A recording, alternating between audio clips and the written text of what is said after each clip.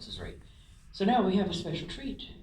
I have a special treat anyway. I've never heard this man before. I've never met him before today. But today is a momentous occasion. I met Shawn Gale. And he's going to come up, although he's mostly a short story writer, he is also a poet, and he is going to give us some wonderful words from the canyons of his mind and spill them into the atmosphere so we can live nicely today.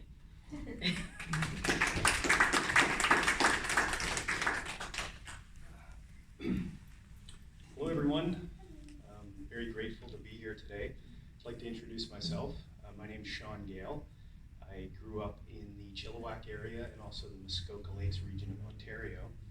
I was an army brat growing up, so we did quite a bit of traveling around, but those are my two home bases in Canada. For the last 4 years, I've been at a remote location, a healing village in Harrison Mills, in the eastern Fraser Valley, and I've been there working on my short fiction, my screenplays, and also my long fiction. I recently published my 5th full-length book, which is my 4th book of fiction, and it is book 3 of a sci-fi fantasy series for all ages, World of Dawn.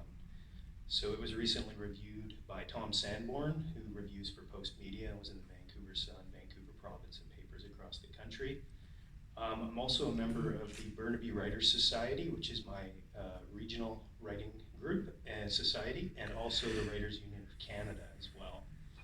So I've always been inspired by poetry, and I really enjoyed listening to the poetry here today and the songs. Thank you very much.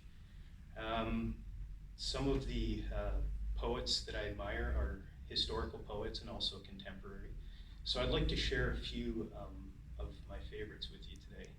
I'm going to keep it short. I have 2.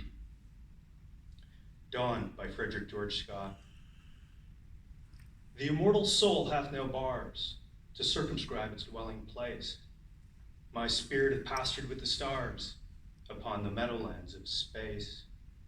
My mind and ear at times have caught from realms beyond our mortal reach the utterance of eternal thought, of which all nature is the speech.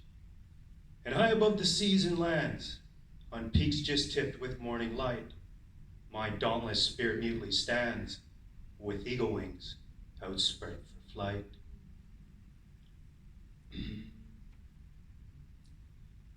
The next one is Shine by Marianne Williamson, and she's an American writer, philosopher, and she also ran for the Democratic nomination recently. Shine by Marianne Williamson. Our deepest fear is not that we are inadequate. Our deepest fear is that we are powerful beyond measure. It is our light, not our darkness, that most frightens us. You ask yourself, who am I to be brilliant, gorgeous, talented, fabulous? Actually, who are you not to be? You are a child of God. Your playing small does not serve the world. There is nothing enlightened about shrinking so that other people won't feel insecure around you. You were born to make manifest the glory of God that is within you. It is not just in some of us, it is in everyone. As we let our light shine, we unconsciously give people permission to do the same. As we are liberated from our own fear, our presence automatically liberates others. I think I have one more in me. It's been a while since I recited it, but it's one of my favorites. And it's by Rudyard Kipling, who was an accomplished short story writer and also writer of poetry and The Jungle Book, you may be familiar